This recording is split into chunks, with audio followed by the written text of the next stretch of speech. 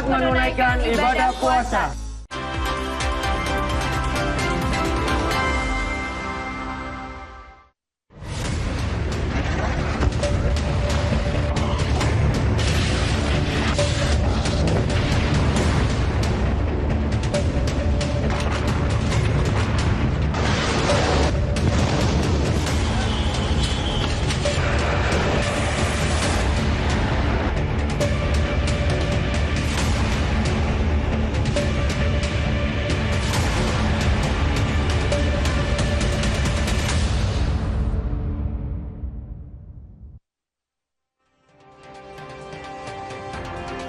Saudara Presiden Amerika Serikat Donald Trump meminta 7 negara untuk mengirimkan kapal perang guna menjaga Selat Hormuz agar tetap terbuka. Salah satu negara yang dimintai AS adalah Jepang yang juga sudah merespons dengan menyatakan belum mau mengirim pasukannya.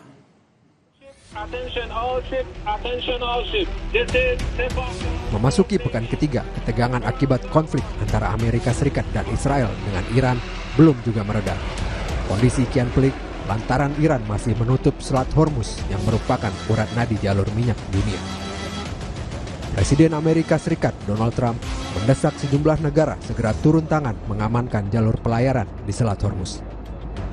Secara spesifik, Donald Trump menyebut Tiongkok, Perancis, Jepang, Korea Selatan, dan Inggris sebagai negara-negara yang diharapkan mengirimkan kapal perang untuk mengawal kapal tanker mereka sendiri. Trump menegaskan Amerika Serikat tidak seharusnya memikul beban keamanan sendirian. Pasalnya, banyak negara lain yang justru jauh lebih bergantung pada pasokan energi dari kawasan tersebut dibanding Amerika Serikat.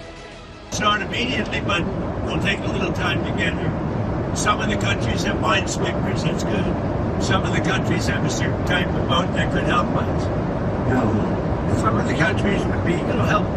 Remember, it only takes a couple of people to screw up the strait, a couple of terrorists. You don't need, their military is defeated, but all you need is a few people dropping mines here and there, and you louse it up. So we need, we are demanding that these countries come in and protect their own territory. Meskipun ada tekanan atau koordinasi dengan sekutu seperti AS, pemerintah Jepang belum memberikan lampu hijau untuk pengiriman pasukan militernya ke Selat Hormuz. Jepang memposisikan diri sebagai mitra yang kooperatif dengan negara-negara terkait untuk mencari solusi tanpa harus memperburuk tensi di wilayah tersebut. 米国を含む関係国ともよく意思疎通をしながら、現下の情勢をよく踏まえつつ、必要な対応を検討していく考えです。なお、政府としてホルムズ海峡をめぐる情勢については重大な関心を持って鋭意情報収集を行ってきておりますが、自衛隊の派遣については何ら決まっておりません。 Selat Hormuz adalah jalur perairan paling strategis di dunia yang menghubungkan Teluk Persia dengan Teluk Oman dan Laut Arab. Sekitar 20% konsumsi minyak global melewati jalur ini. Tentu, penutupan Selat Hormuz berdampak pada harga minyak dunia mengalami lonjakan signifikan.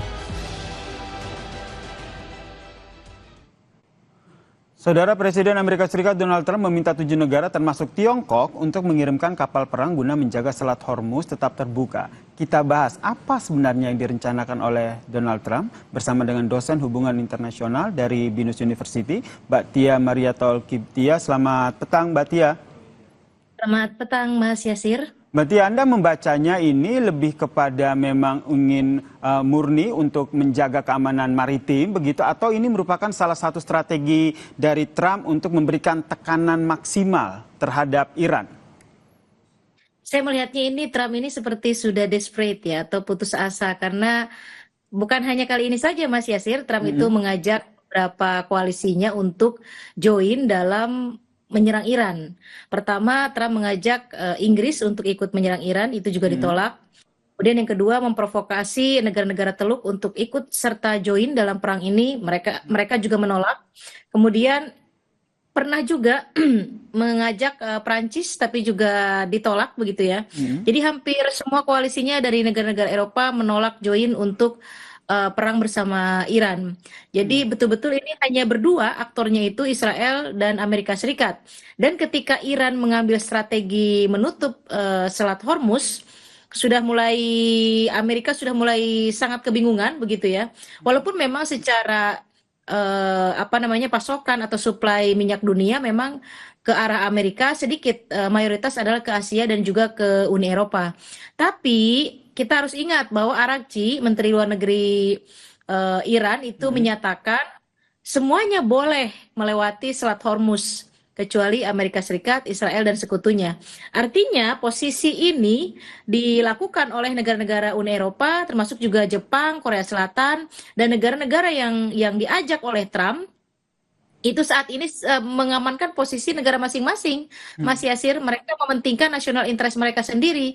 Ketika Trump mengajak, tapi misalnya Iran mengizinkan kapal tanker dari Timur Tengah menuju ke negaranya diizinkan, itu mereka no problem sebetulnya, dan mereka menolak untuk Trump bergabung begitu untuk mengamankan Selat Hormuz. Sehingga kalau kita lihat Jepang sendiri sudah bilang bahwa belum mau untuk mengirimkan pasukan begitu kan, belum mau ikut bergabung untuk dalam ajakan dari Amerika Serikat ini. Yang menarik Mbak Tia, ini kenapa akhirnya Trump sampai mengajak Tiongkok yang kita tahu bahwa ini bukan sekutunya Amerika Serikat? Berharap bahwa Tiongkok ini bisa bicara dengan Iran untuk tidak menutup Selat Hormuznya, terutama untuk Amerika Serikat dan Israel juga beberapa sekutunya. Jadi Tiongkok ini kan aliansinya dari Iran dan juga dengan Rusia begitu ya. Jadi berharap dengan diajaknya Tiongkok ini, Cina merupakan jembatan antara Amerika Serikat dengan Iran untuk bisa bicara kepada Iran, dan diharapkan Iran itu mengikuti instruksi atau negosiasi dari Tiongkok ini. Tapi saya pesimis bahwa Tiongkok akan melakukan ini, karena sejauh ini Iran mampu berani pun itu memang kan tidak sendirian. Memang mereka tidak secara direct membackup Iran, tapi mereka sudah melakukan kerjasama dari berbagai hal, dari berbagai sektor dengan Cina dan Rusia itu sudah sangat lama.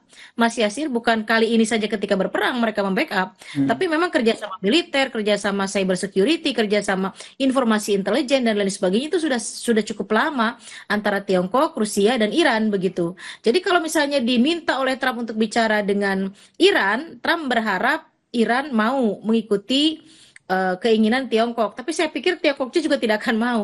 Jepang saja yang aliansi Amerika Serikat tidak mau. Semua sekarang menekankan diri. Kalau mereka bisa telepon Iran langsung dan Iran mengizinkan kapal mereka lewat, ya sudah selesai kan, tidak mesti mengikuti Trump begitu.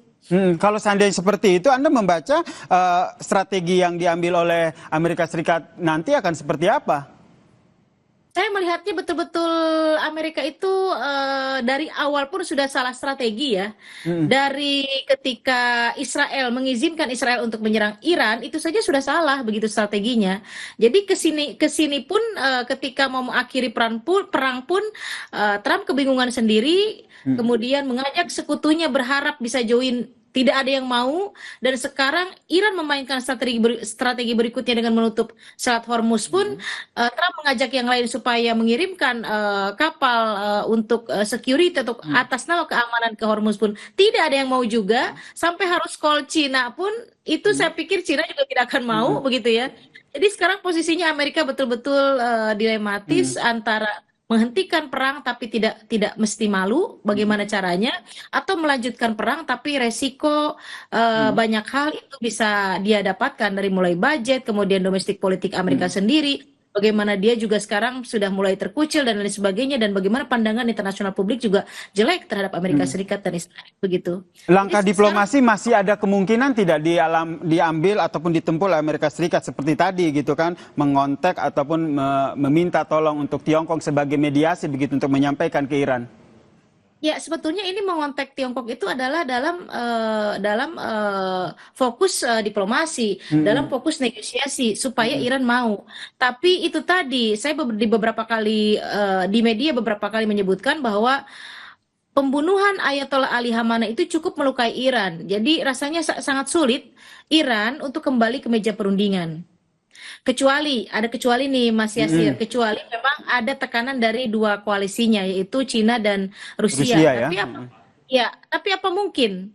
Apa mungkin ada pressure atau ada negosiasi dari dua negara besar ini terhadap Iran, kemudian Iran mengikuti gitu. Jadi selama Iran mampu, saya pikir Iran bertahan dan tidak akan kembali ke meja perundingan sampai betul-betul ada deal dari Amerika Serikat tidak akan mengulang lagi. Karena ini cukup melukai sekali, Mas Yasir. Pembunuhan terhadap Ayatollah Ali Khamenei dan juga sekolah ya, anak-anak perempuan di Iran begitu. Sangat melukai. Terakhir nih, kalau dari hemat Anda sebagai pakar hubungan internasional gitu, apa yang nantinya diambil, langkah apa yang nantinya diambil oleh Tiongkok yang akhirnya sudah dimention begitu sama Amerika Serikat ikut dalam perang antara Iran dan juga Amerika Serikat ini? Rasanya jawabannya hanya tersenyum sepertinya Jinping itu, Mas Yasir. Sekarang Jepang saja yang selama ini selalu ikut dan patuh terhadap instruksi Amerika Serikat tidak mau. Korea Selatan pun demikian diam. Kemudian koalisi Amerika Serikat di negara-negara Eropa juga semuanya diam. Karena Macron itu sudah telepon Iran dan Iran mempersilahkan. Jadi kan tidak mesti repot-repot mengirimkan kapal perang, tapi mereka tetap bisa melewati Selat Hormuz. Jadi fungsinya Trump apa dong? Sudah tidak ada begitu. Apalagi Tiongkok ya. Saya pikir ya saya yakin Tiongkok tidak akan mengurus ajakan Trump begitu. Oke, kita nantikan ya. Ini keterangan resmi dari Tiongkok nih, kita nantikan seperti apa terkait dengan permintaan Amerika Serikat ikut terlibat dalam menjaga Selat Hormuz ini. Terima kasih dosen hubungan internasional dari Binus University Mbak Tia telah bergabung dan memberikan perspektifnya di Kompas Petang. Salam sehat. Ya. Usai jeda saudara, Kompas Petang akan hadir dengan informasi terkait dengan pemimpin Korea Utara Kim Jong-un dan putrinya Juae yang menyaksikan latihan kekuatan tembak subunit artileri untuk menguji peluncuran roket ganda dalam meningkatkan kemampuan pertahanan.